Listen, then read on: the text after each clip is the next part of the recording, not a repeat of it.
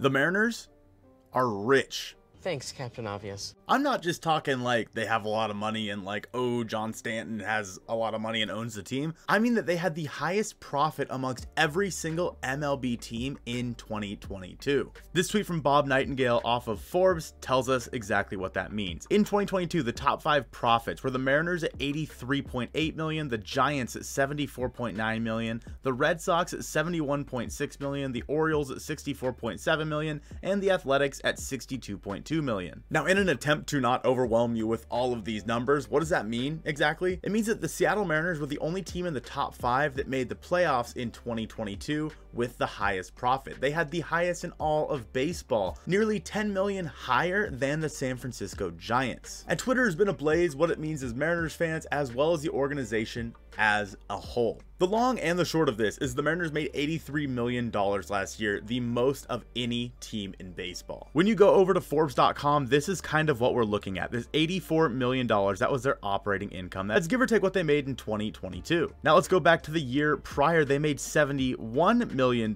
so obviously about a $13 million cut from what it was last year. And then in 2020, which I mean is true for pretty much every team, they lost a ton of money. At least that's what the teams are going to tell you. The valuation of the team in 2020 was $1.6 billion, and in 2023 it's all the way up to $2.2 billion.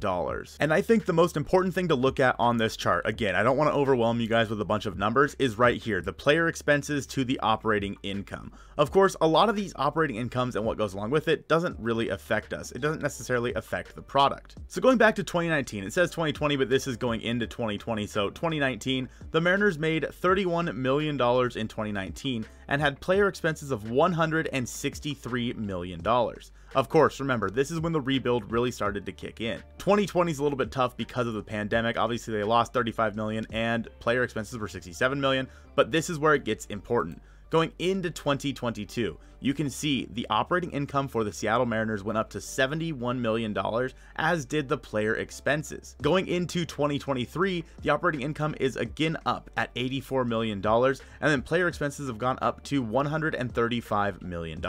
I am no mathematician by any means, but it does kind of seem like, hey, if the operating income is up, so is the amount of money that the team is spending on players. It makes sense, doesn't it? But if the Mariners were the only team that made the playoffs last year that is on this top 5 list, what exactly are they doing with that money? We're done talking about all these graphs and all these statistics and whatnot. Let's talk about the Mariners and their ability to spend money. This was the topic of the 2022 offseason. The Mariners aren't spending enough money. We kind of played that role a little bit, along with plenty of other people that said, hey, why aren't the Mariners spending money like they should be? They made the playoffs for the first time in 20 years.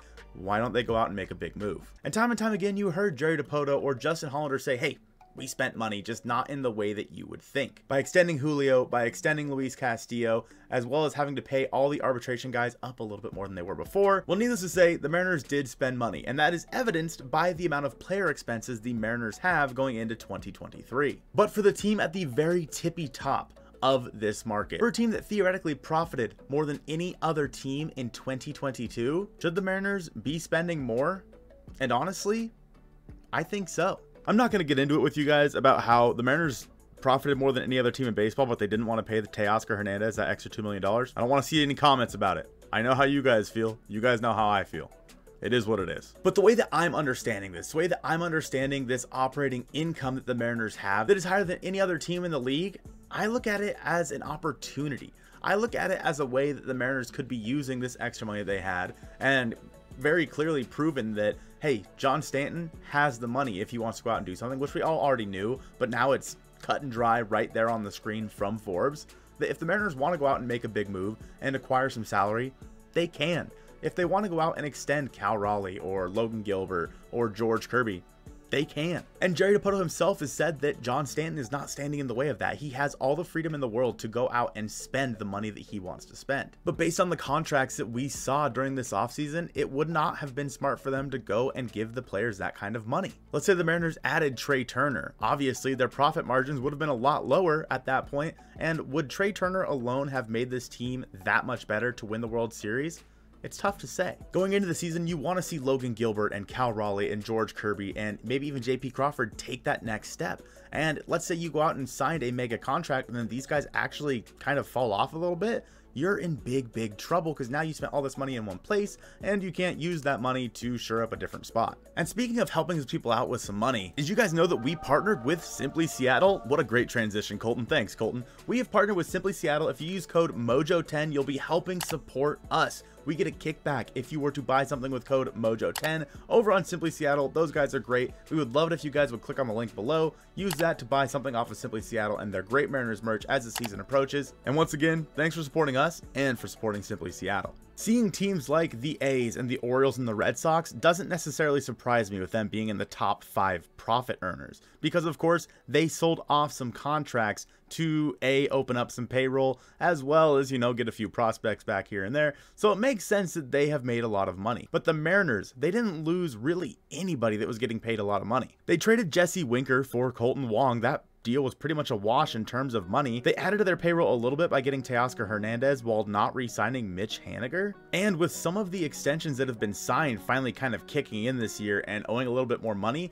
it's very surprising to see that the Mariners had actually made the most of all these teams. Could that be relative to making the playoffs for the first time in 20 years? Yeah, very possibly. The Mariners payroll was not so crazy high that it's surprising they made a decent amount of money. I mean, if you think about how hyped up Seattle fans were last year for the Seattle Mariners and how many people were going to games, and then compare that to the amount of money they were spending on their team, it kind of makes sense that they were in the top 5 profits because, well, simply a lot of their guys aren't getting paid that much. Don't get me wrong, they have guys that are getting paid a lot, but a lot of pre-arbitration guys are making the major league minimum.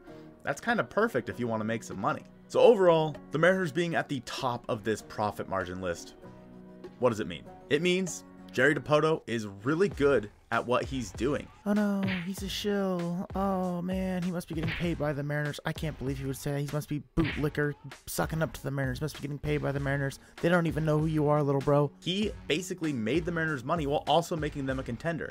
He was able to make the Mariners a perennial contender while also getting younger by having a team that is now going to age up together and grow into one cohesive unit. The strength of Jerry Dipoto is identifying talent that is inexpensive and then getting the best out of that talent. Think about Paul Sewald. He's not getting paid that much. Think about guys like Andres Munoz, who signed an extension, one of the greatest extensions we may have ever seen with how good he is. But he also knew when he needed to use the money. Look at Julio Rodriguez. Signing Julio to that long-term contract, Jerry Dipoto knew that if he wants to keep that guy around, he's got to offer him a ton of money. So while a lot of people are saying, oh my god, look, the Mariners just don't spend money, blah blah blah blah blah, and a part of me agrees with that, but also at the same time, it just goes to show how constructive this team has been when it comes to adding certain players. By adding guys that don't cost a lot while also drawing in such large crowds because of how good your team has been, you're setting yourself up for success in the future when you do need to add that big piece to make your team go over the top. And with the season fast approaching, the Mariners have a lot of guys in their minor league system that could be coming up making that major league minimum. That very well could add to this core. I have that video on the screen now comparing the Mariners top prospects that we said to MLB.com's. I appreciate you guys watching this one, and go Mariners.